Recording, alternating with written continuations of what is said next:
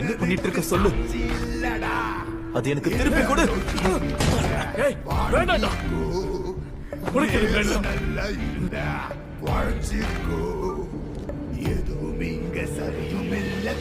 கேம்ல கலந்துக்க ஆசைப்படுறியா?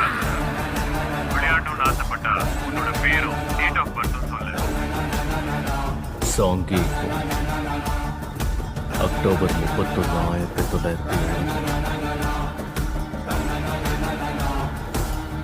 கவனமா